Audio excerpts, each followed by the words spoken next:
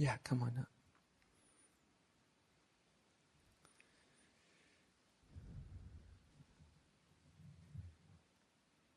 Hi, Adya. Hi, good evening. Just sat with Mukti last year, so it's nice to be here with you too, me and my girlfriend.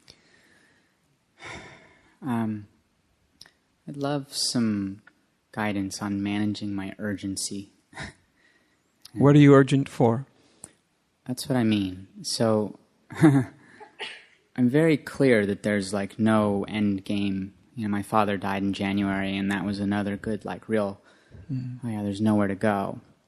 So there's like an intellectual kind of understanding that there's nowhere to go, but it's not in my body. So I find myself still feeling an urgency with everything, my businesses, my relationships. Just there's like an urgency, Right, to get something, even though my mind is going, there's nowhere to get. So right. it's confusing because one level feels true and one level feels not true, and yet they're not coming Right, to truth. right. Because one is theoretical. Do you know? One is theoretical. There's nowhere really to go. There's nothing really to get. It's theoretical, right? You don't actually know that. You know it intellectually. It may make sense. It may even have a certain logical coherence to it if you really examine it. But that kind of knowing, as we all know at the critical moments, doesn't suffice, does it? Mm-hmm. Otherwise, every single person that believed in heaven when they got a terminal diagnosis would be going, whoopee, let's throw a party. I'm finally going there. I'm going to the pearly gates, baby. But how many people that believe in heaven when they get a terminal diagnosis throw a party? Like, here we go. Yippee. This is graduation day. You see what I mean? Totally. So that kind of like knowledge or belief, it breaks down at the critical moments often. Yeah. Okay.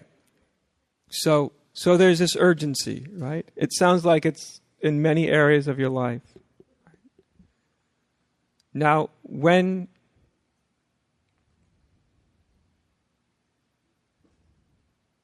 so what do you begin to experience when you don't move with that urgency? So you're not pushing it away, you're just not moving with it. When you just don't, what do you begin to experience? I think that as I sit with it, it kind of doesn't transition or it doesn't necessarily amplify. It just, there's like an anxiety. That's what I'm getting at. Yeah, That's it. It just stays. That's it, though. You just hit it on the head. That's it. Perfect. Oh, good. Because that's what all that is, right?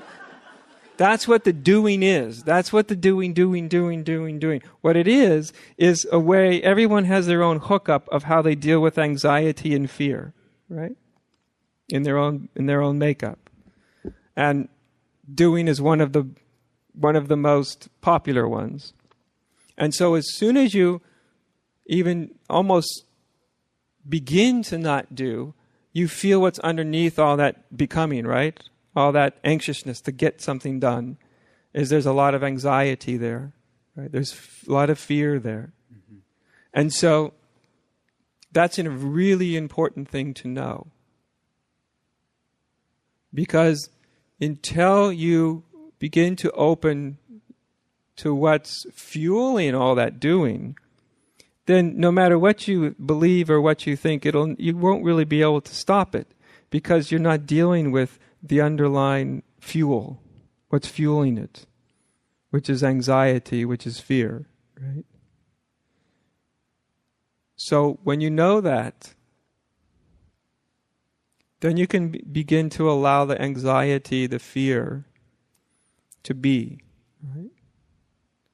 Can I a question, so you're not imposing it, okay? The question, can I be with this anxiety? Can I just allow it to be here? Can I? I don't know if I can, moment to moment. Maybe yes, maybe no. Can I allow it to be here? And what happens when I begin to allow it to be here? When I really stop pushing it away? When I allow myself to feel anxious, without trying to find a remedy for it,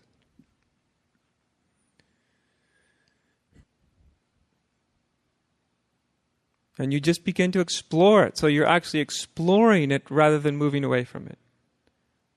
You see, so the idea isn't to go in from doing, and instantly transition into, I'll just be in peace. Because then you'll always be pulled back into doing again. Right? Whatever our modus operandi for avoiding ourself is, everybody has their own particular hookup. The fuel, the underlying dynamic is always fear. That's what fuels it all. Do you know? I remember talking to a group of really high-powered executives. They all owned their own companies, and most all the companies were quite large, very dynamic, big personalities, doers, accomplishers, very successful. And I didn't have to talk for 5 minutes before what started to come out in that group. Of course, these were a group of, because they were listening to me, they must be somewhat open, you know. I'm a kind of a strange guy to allow into a corporate environment, you know. I wouldn't do it. But almost immediately what it came out was these underlying insecurities and fears that these real powerful people had. And yeah, it got a hell of a lot done, I suppose. But powerful anxieties, powerful fears, powerful feelings of sort of hidden inadequacy, all of that. All that's kind of stuff that fuels so much of the...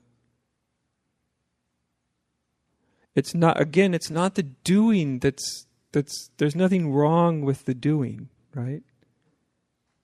It's the doing that's an expression of fear that's problematic, right? Because you never get to rest.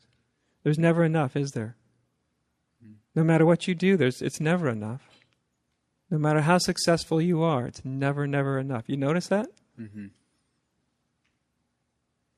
It's like someone who's a sort of, what would you say, serial purchaser.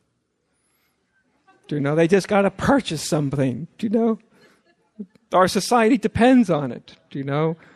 So we feel something and I have to go out and buy something. You know? And the thing is, you buy the darn thing and for a moment you feel pretty good, right? I just bought it, $200 pair of shoes. Wow. Feels so great. So lovely to have that clean box, you know. Sort of that, I don't know what that paper is called inside, you know, but it's just folded just so over the top, you know, and then it comes down in this one, and it's perfect and it's beautiful, and you bought it and it feels good. It's relieved you of your sort of anxiety. It's relieved you of your own uncomfortability for a moment. And in that sense, it works. But it works not for the reason we think. It doesn't work because we've purchased something. It works because there's a short gap when we've purchased something, let's say, if you're a serial purchaser. When you've purchased something, for a moment of satisfaction, you're free of the desire to purchase. Right? And when you're free of that desire, temporarily it feels great. Right? So you wanted that, whatever it is. I'm a guy. So you wanted that TV. You wanted that, I don't know what it is now. It seems like, you know, a 200-inch TV is like standard. It's amazing. So you wanted this TV, right? And then finally you get the TV. You get the TV, you've got it in your hot little hands, you're opening it, you're in that paradoxical state of happiness, you know, that you got your TV to the point of euphoria, right? But in the back of your mind, you've already got a little anxiety because you know you're going to have to read the manual to understand how the damn thing works. But that's not that big a deal. So you feel great. And as long as you are in that state, you feel good. You think that you feel good because you got the TV or the pair of shoes or whatever it is. But that's not why you feel good. You feel good because you don't want anything else. You're temporarily experiencing the freedom from wanting. You're experiencing no desire. And no desire is happiness. And so whether it's purchasing something or accomplishing something or doing something, it's all the same dynamic, you see? And the dynamic goes on. It can't stop until you stop. And you go, okay, what's underneath this? And as you said beautifully, didn't take you 10 seconds to get the words out when you mentioned anxiety, fear. There it is. So would you say then, especially while I'm here this week, a good practice is just to really see how deep I can go into that sense of anxiety and kind of be with it? When it's there. You don't have to try to juice it up. Mm-hmm. Oh, good. Okay, yeah. You don't have to sit here going, okay, now my task is to feel really anxious and to feel it, No, everything has to be authentic, right? It's either there or it's not there.